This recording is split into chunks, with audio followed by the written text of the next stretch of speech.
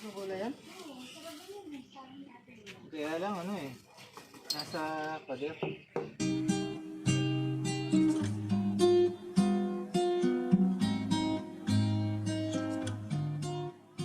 Wow, meron na naman bagong cuttings. We have new Cody's Hindi, cuttings. nasira nung ano to. The dog.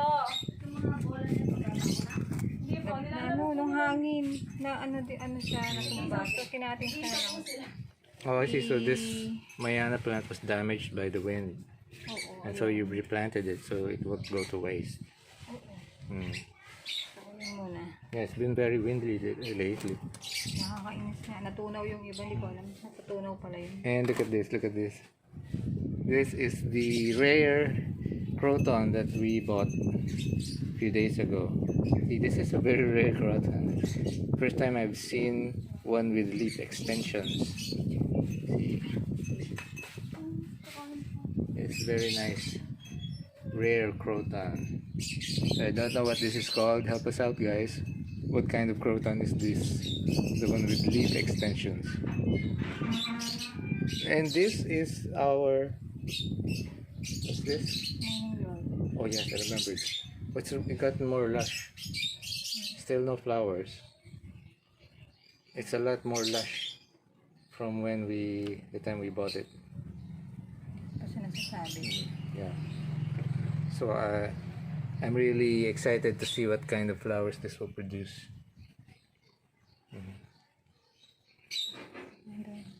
Okay, now guys, we're going to show you something different because we found a special kind of plant that's it's right beside our neighbor Sari store, and it looks very rare and unique.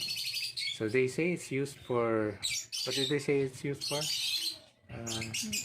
You can cook with it, yeah, Lubi-Lubi as a daw. vegetable. Lubi-Lubi. Lubi-Lubi. Lubi. Lubi-Lubi. Yes, sabi niya. Okay, here's the plant. Let me show you.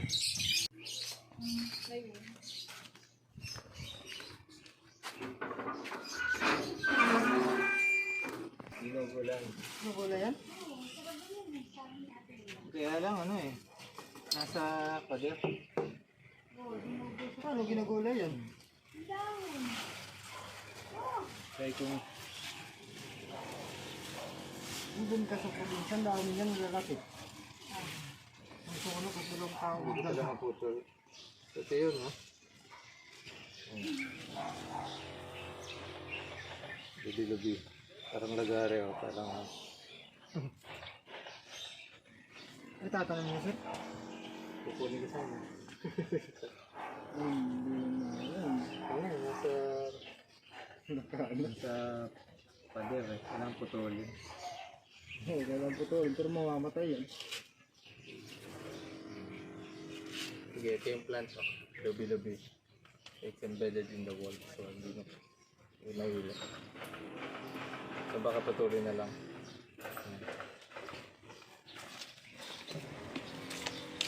Meron, sir. Lubi-lubi.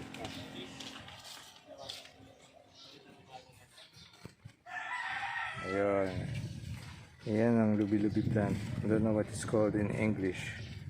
But we can't pull it out because it's embedded in the wall. In the crack in the wall. So you may have to cut it, but I don't have any cutter right now. But this is Lubi-Lubi. You guys help us out. What is the name of this plant in English?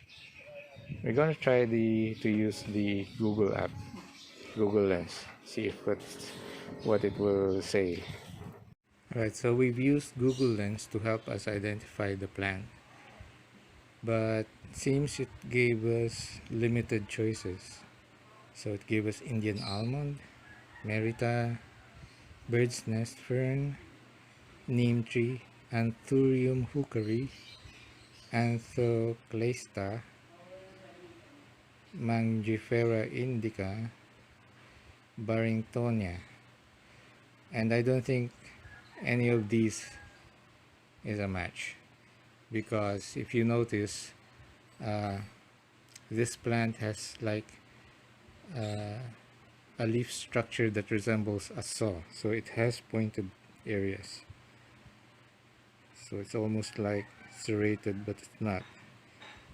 And none of these leaves are like that. None of the leaves of these plants look similar. Yes, the leaves are elongated, but not quite the same. So we still don't know what this plant is.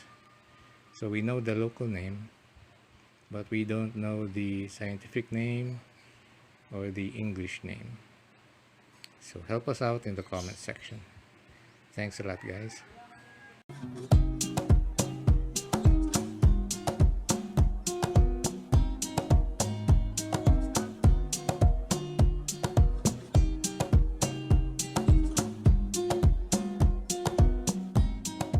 Anyway guys, see the giant pothos plant?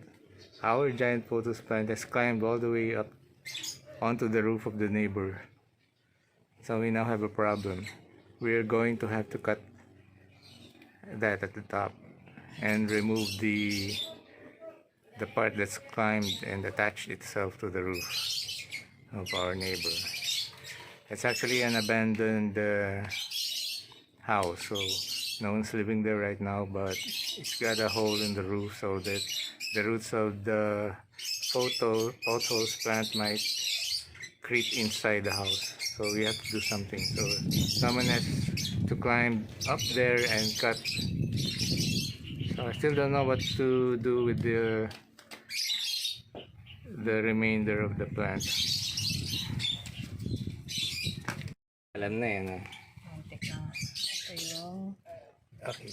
tinanim ko na. So this was the one you found on the balcony? Hindi.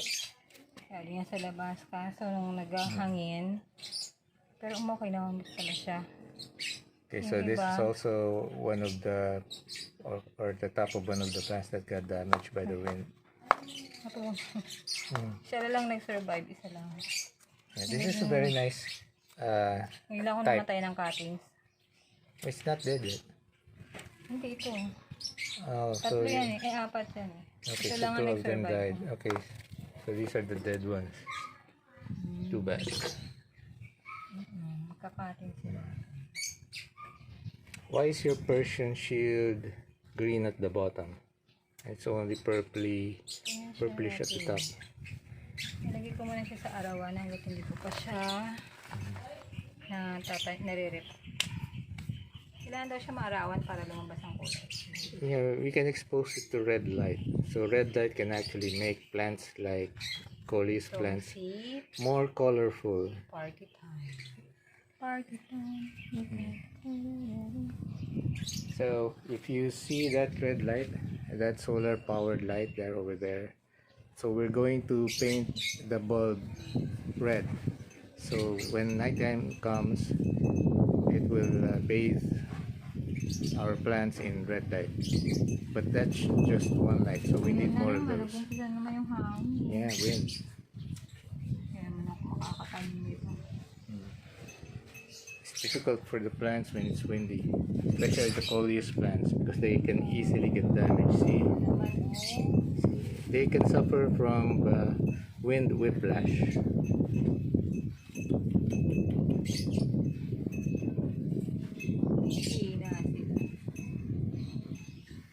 Hindi mo na ako magkakating. Sa'yo na naman. Did you hear that? Marami ng bago oh. Yeah, Ayun oh. lots of shoots, new shoots. More cuttings over here. Nabali yan. Itong si ano eh, si Didi. Ah, I see.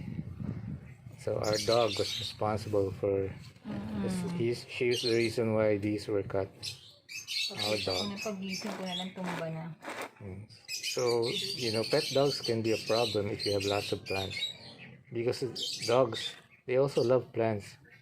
Because, I don't know, sometimes they eat the leaves, sometimes they just like to play with them. They're just like people who also love plants. They love them to death. There's a butterfly. Nice butterfly. That's a cabbage butterfly. Alright guys, so it's another episode. I hope you like this one. And do help us out regarding that. What kind of plant that was? What's that? Lubi-Lubi. And the Lubi-Lubi plant. Ay, meron pala. Yeah. So see you around. Bakit kasi may mga pas na walang butas?